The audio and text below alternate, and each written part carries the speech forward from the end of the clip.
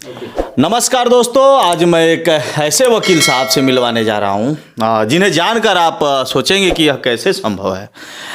हत्यारों को, गुनहगारों को जेल भिजवाते हैं और इस समय दिल्ली में प्रैक्टिस कर रहे हैं। वकील साहब, हमारे चैनल में आपका बहुत बहुत स्वागत है। हत्यारों को जेल भी भिजवाते हैं क्या आप? जी अबे जी, ये तो मेरा फर्स्ट एंड फॉरमोस्ट ड्यूटी है। एंड सबसे पहले बहुत बहुत धन्यवाद आपको, आपने इस चैनल पे बुलाया मुझे। और मैं प्रैक्टिसिंग लॉयर हूँ सुप्रीम कोर्ट ऑफ इंडिया में और दिल्ली हाई कोर्ट में। और बेसिकली मैं डील करता हूँ क्रिमिनल मैटर्स में और सिविल मैटर्स में जी। और दिल्ली में जंगपुरा में ऑफिस है, मेरा चैम्बर है। जो कभी भी आप आइए तो प्लीज़ दिल्ली अगर आप विजिट करें तो प्लीज़ ऑफिस विजिट करें। बिल्कुल सर, एक बार ज़रूर आएंगे। हाँ, हम चाहेंगे सर, किस तरह के मामलों को ज़्यादा देखते हैं आप?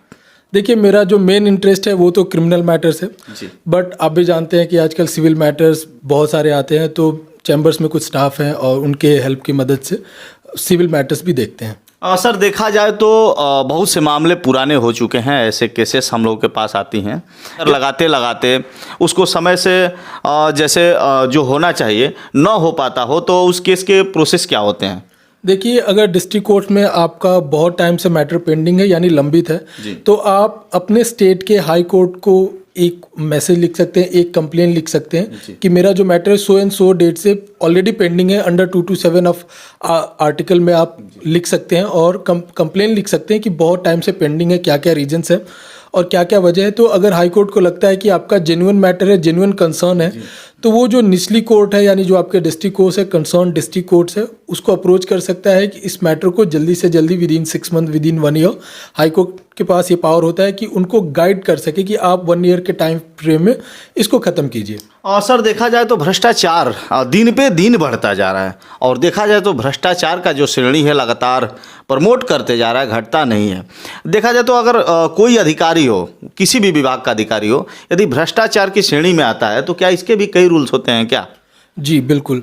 अगर कोई ऑफिसर है तो उसके अगेंस्ट जो नॉर्मल कंप्लेंट्स होता है पुलिस स्टेशन में आप कंप्लेन कर सकते हैं, बट जैसे कि अगर आपको मालूम है कोई एक कंसर्न पुलिस ऑफिसर है या फिर कोई भी डिपार्टमेंट का कोई भी ऑफिसर है, तो आप होता है पीसीए यानी public complain authority. Supreme court के गाइडलाइंस के बाद 2006 में इस अथॉरिटी का गठन हुआ था, जो कि हर एक डिस्ट्रिक्ट में, आपके गाजीपुर डिस्ट्रिक्ट में मिलेगा। तो आपको करना क्या होगा कि पीसीए में जाके आपको एक कंप्लेन दर्ज करना होगा। उनका एक अलग से फॉर्मेट आता है, उस फॉर्मेट के अकॉर्डिंग ही अपना नाम, नेम, एड्रेस और अपना फ़ोन नंबर, ये सारी चीज़ें, और आपको क्या ग्रीवांस है, क्या कंप्लेन है, किस ऑफिसर के अगेंस्ट, किस जो पब्लिक ऑफिसर है किसके अगेंस्ट आपको क्या कंप्लेन है, कब से क्या प्रॉब्लम है, वो सारी चीज़ें आप लिख के देते हैं। और जो पीसीए है ये सारी चीज़ों को चेक करता है। चेक करने के बाद अगर उनको लगता है कि ऐसा हुआ है, ऐसा कुछ प्रॉब्लम आपके साथ हुआ है, अब अपना जो भी डॉक्यूमेंट्स है, जो भी एविडेंस है, कुछ आपका बात हुआ है उससे, कुछ रिकॉर्डिंग है, कुछ ऑडियो रिकॉर्डिंग है, वीडियो रिकॉर्डिंग है, कोई चैट्स है या फिर और कुछ भी है, लेन देन ही किया आपने, कुछ पैसे का लेन देन किया आपने, अगर उससे कोई भी रिलेटेड एविडेंस है तो वो उस फॉर्म के साथ अटैच करके आप दे सकते हैं। और विदिन 6 मंथ में वो जो भी उनका कार्रवाई होगा वो आपको बताया जाएगा। अगर उनको लगता है कि ऐसा कुछ हुआ है तो वो कंसर्न डिपार्टमेंट का जो ऑफिसर है उसको निलंबित भी कर सकते हैं।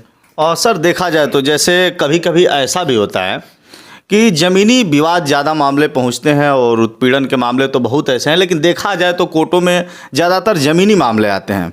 हालांकि जैसे मान लीजिए कोई धोखाधड़ी से ज़मीन रजिस्ट्री करा लेता है या उनको बहला के, फुसला के या धूम्रपान करा के अवैध तरीके से अगर ज़मीन रजिस्ट्री करा ले या धोखाधड़ी से कब्जा करा ले, तो इस तरह के मामलों में क्या करना चाहिए आम आदमी को? देखिए, ऐसे मामलों में तो आपको कोई ऑप्शन नहीं बचता है, आपको कोर्ट ही अप्रोच करना पड़ सकता है। बिकॉज कोर्ट ही इसका जो भी, अगर आपके साथ कुछ ऐसा हुआ है, आपके साथ कोई धोखाधड़ी से अपनी ज़मीन, आपकी ज़मीन अपने नाम पे करा लिया है, तो आपको कोर्ट को अप्रोच करना पड़ सकता है। बिकॉज और किसी के पास ये पावर नहीं है कि वो आपकी ज़मीन जो किसी और के हाथ में चली गई हो उसको दिला सके।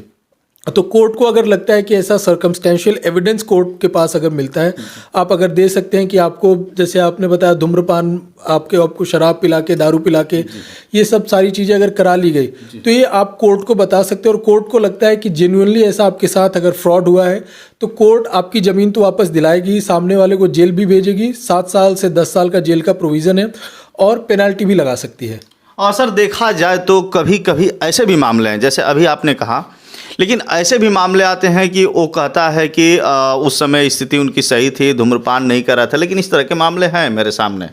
और बोला जाता है कि मेडिकल कराया जाएगा, ये कराया जाएगा। ये बैक डेट में भी ऐसा सब चलता है क्या? जी बिल्कुल, ये सारी चीज़ें फ्रॉड करने के तरीके होते हैं, फ्रॉड करने के टैक्टिक्स होते हैं, और जो कि हमारे इधर पटवारी जो होते हैं उनके साथ मिलके ये सारी चीज़ें करा ली जाती है। तो आपको अपने जो भी हित हैं, जो भी आपके इंटरेस्ट है, उसको प्रोटेक्ट करने के लिए आपको काफ़ी विजिलेंस होना पड़ेगा।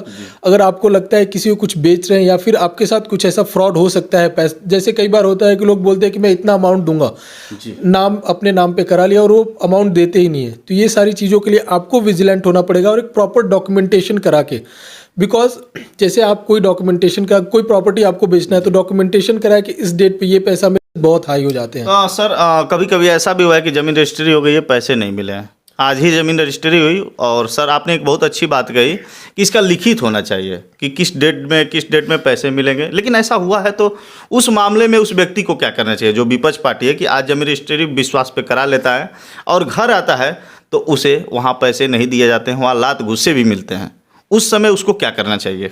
देखिए, ऐसे में अगर आप कोर्ट के पास भी जाते हैं तो कोर्ट भी आपको बोलेगा कि आप अपने हक के लिए, अगर आप खुद विजिलेंस नहीं है तो हम क्या कर सकते हैं जी, क्योंकि सामने वाले का राइट का भी वायलेशन होता है। तो इससे अच्छा है जब भी आप कोई भी ज़मीन प्रॉपर्टी अगर आप बेच रहे हैं तो बेचने से पहले सेल डीड करा लें।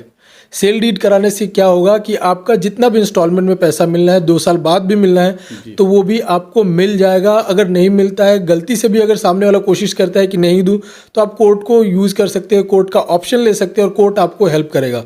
तो इसके लिए कोई भी अगर प्रॉपर्टी आप बेच रहे हैं, खरीद रहे हैं, तो सेल डीड पहले बनवा लें कि कब किस टाइम में फर्स्ट इंस्टॉलमेंट मिलना है, किस टाइम पे सेकंड इंस्टॉलमेंट मिलना है।